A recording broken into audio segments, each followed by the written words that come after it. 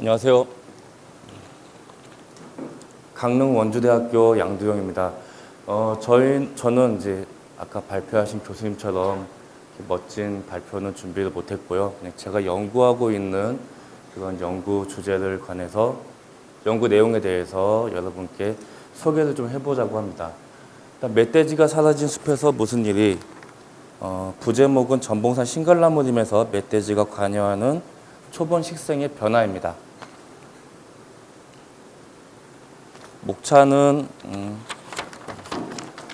목차는 서론, 조사지 개황, 연구 방법, 결과, 결론 이렇게 준비를 했습니다.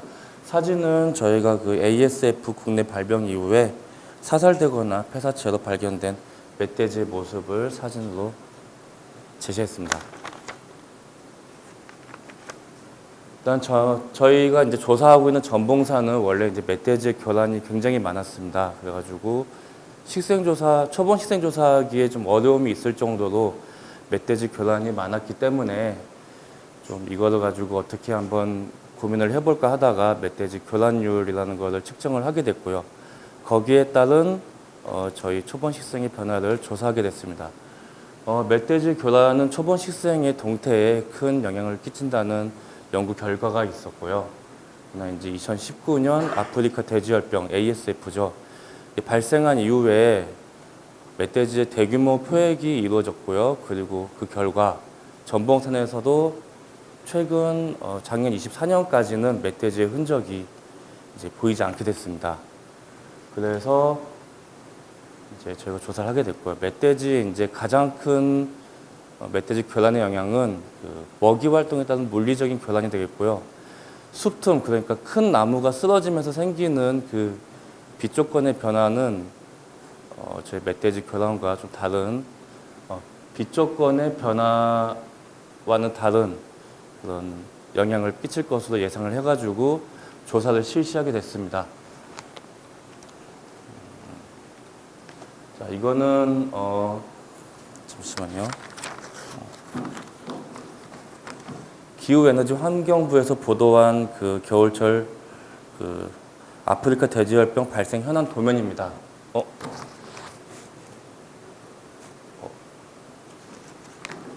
네, 그 그림상으로는 잘 안 보이지만은 하얀 부분과 노란 부분 그리고 분홍색 부분이 있는데요. 하얀 부분 그러니까 보이시나요? 보이네요. 이쪽 부분은 저희가 지금 발생이 되지 않은 부분, ASF가 발생되지 않은 부분이고요. 이쪽은 지금 기존에 발생된 ASF가 발생된 부분이 되겠습니다. 이 중간에 노란 부분이 있는데요. 이 부분은 확산 우려 지역입니다. 그래서 기존에 발생된 지역과 확산 우려 지역은 제한적으로 총기 포획을 허가하겠다고 지금 계획이 돼 있고요. 아직 발생되지 않은 지역은 적극적으로 총기 포획을 허가한다고 합니다. 멧돼지의 포획 제거 실점의 AS 양성 발생 건수. 오른쪽 밑에 있는 그래프는 아프리카 돼지 열병 발생 현황입니다. 지금까지 총 거의 4천여 건이 ASF가 발생을 했고요. 농가에서도 54건이 발생을 했다고 합니다. 이거는 국립생물자원관에서 발표한 야생동물 실태조사입니다. ASF가 이제 발생하기 전에 2018년도에는 5.2마리, 제곱킬로당 5.2마리가 있었는데 ASF가 발생한 이후에 제곱킬로당 2.9마리로 35%가량 멧돼지의 개체수가 감소했다고 볼 수가 있습니다. 특히 이제 경기도하고 강원도 같은 경우에는 ASF 발생 이후에 급격한 감소가 있었던 것을 확인할 수 있습니다. 여기 이 부분이죠.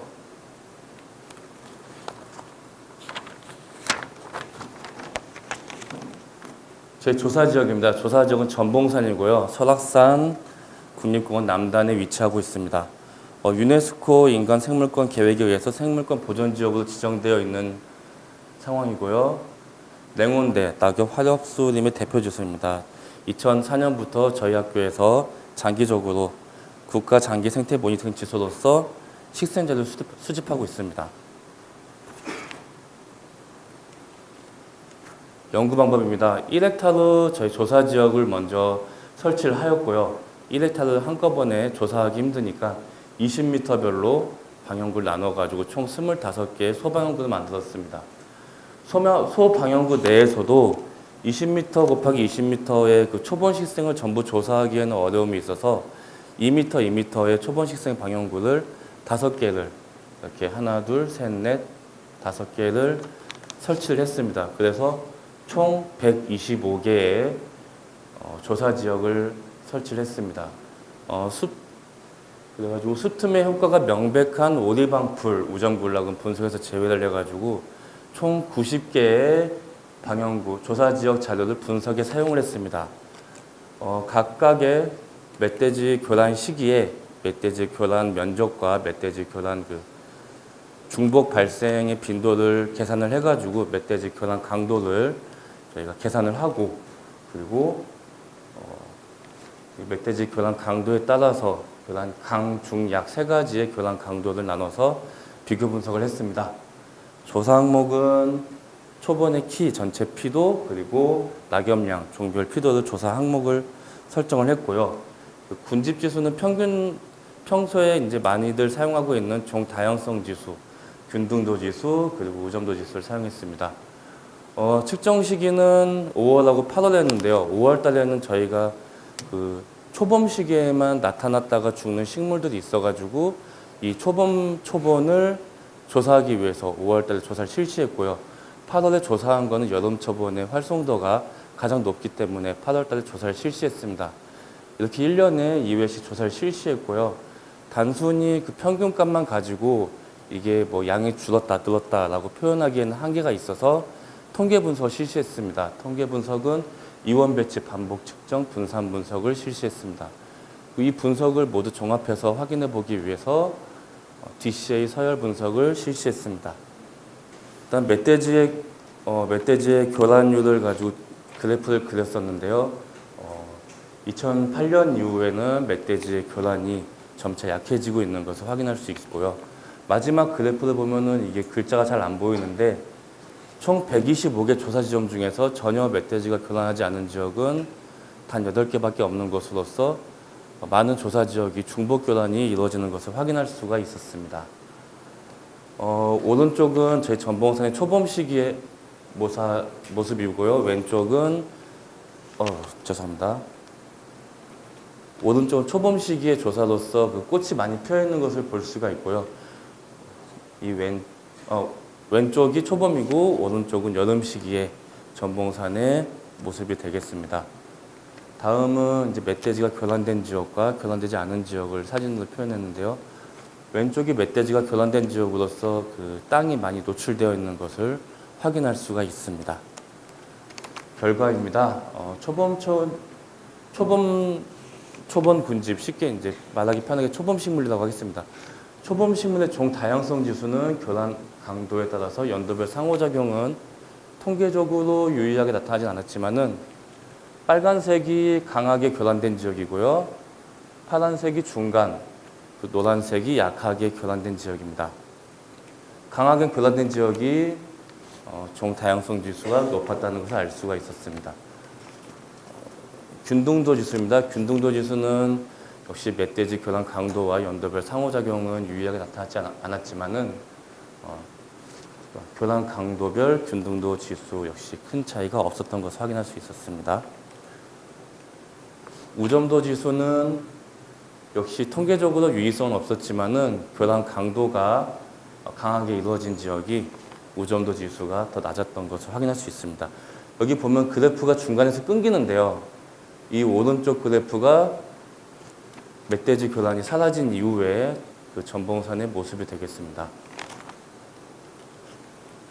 그 전체 키는 통계적으로 유의하게 나타났는데 멧돼지 교란이 강하게 이루어진 지역이 조사 지역이 전체 키가 좀 낮았습니다. 그리고 전체 피도입니다. 전체 피도도 통계적으로 유의하게 나타났고요. 멧돼지 교란이 강하게 이루어진 조사 지역이 전체 피도가 높았던 것으로 확인이 되었습니다.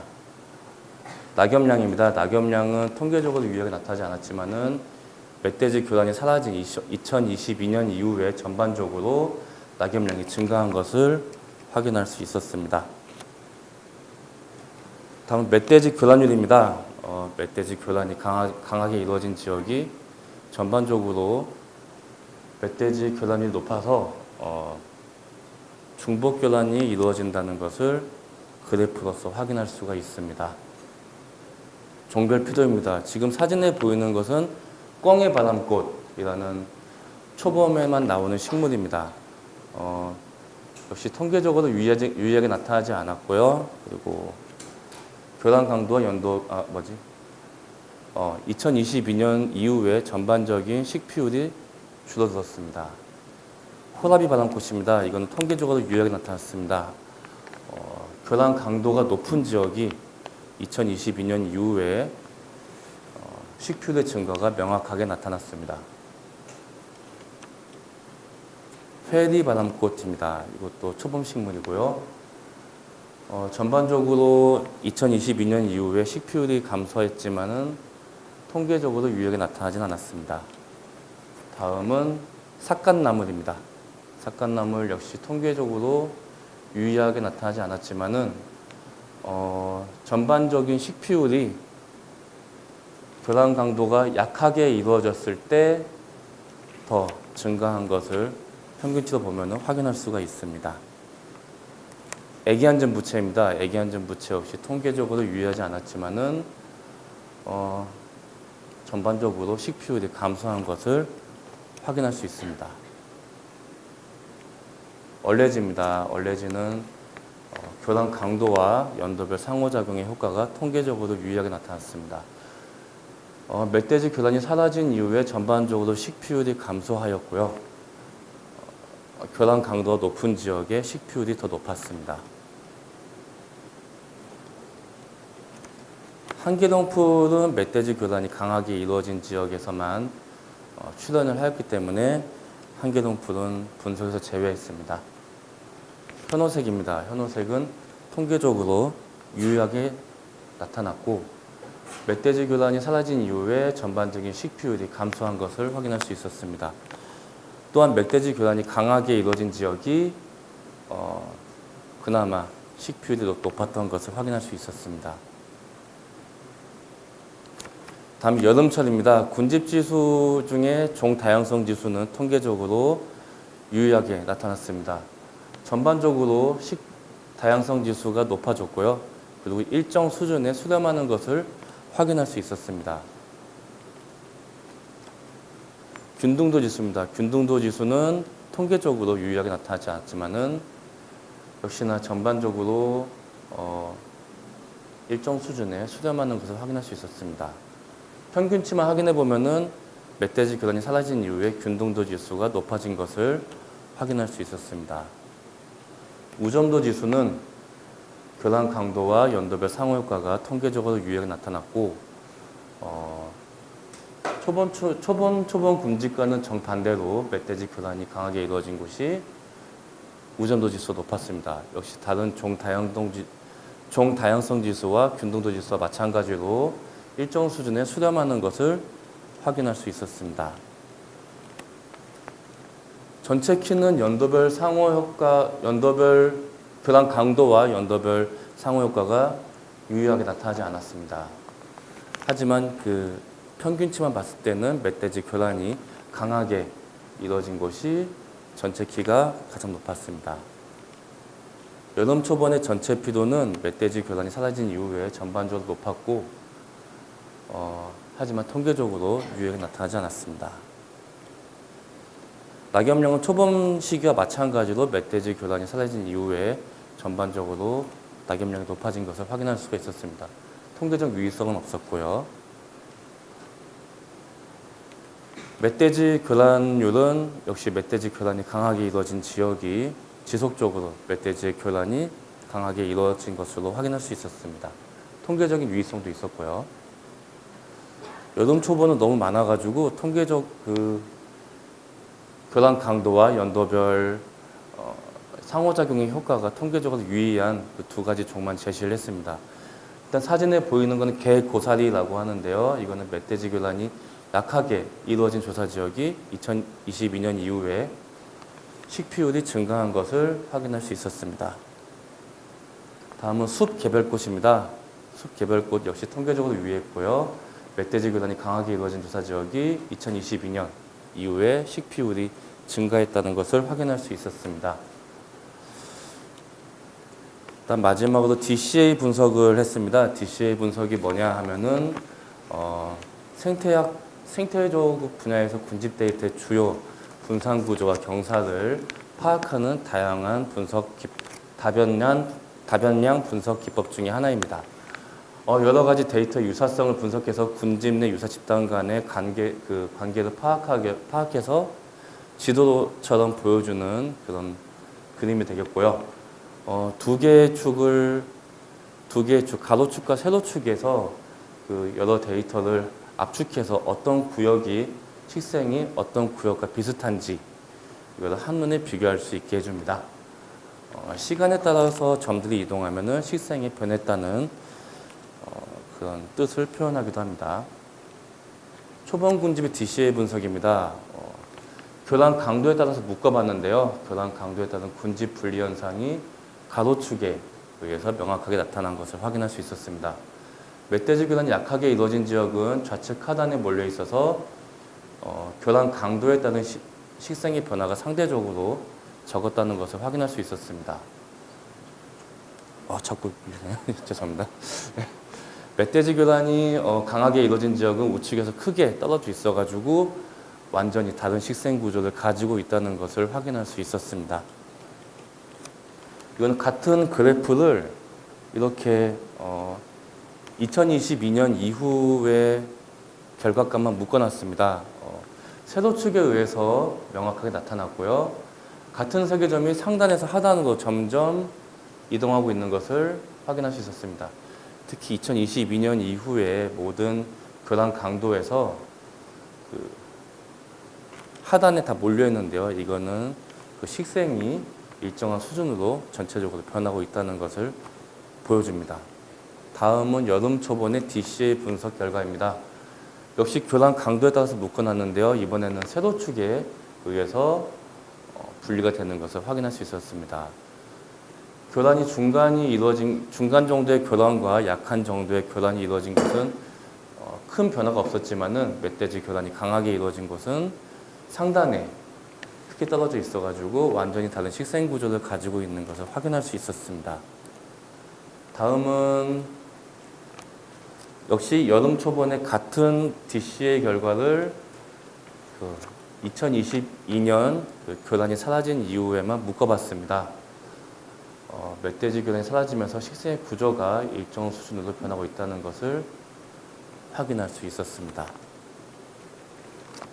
결론입니다. 군집 지수 중에서 초본 군집의 종 다양성 지수는 멧돼지 교란 강도가 강할수록 높았고 여름 초본은 교란 강도에 따라서 더 낮아진 것을 확인할 수 있었고요. 전체 키는 초본 군집에서는 교란 강도에 따라 더 작아졌고 여름 초본은 반대로 더 커졌습니다. 오타가 좀 있었습니다. 전체 피도는 교란 강도에 따라서 더 높게 나타났고요. 멧돼지 교란율은 2022년 이후에 발생하지 않았습니다. 시간적 변화와 멧돼지 교란 강도에 모두 민감하게 반응하는 종은 초본의 호라비 바람꽃, 얼레지, 현호색이었고 여름 초본에서는 개고사리와 숲 개별꽃이 있었습니다. DCA 분석 결과 초본 식물은 교란 강도와 연도별 효과에 모두 복합적인 영향을 받았고 여름 초본은 교란 강도에 더 많은 영향을 받았습니다.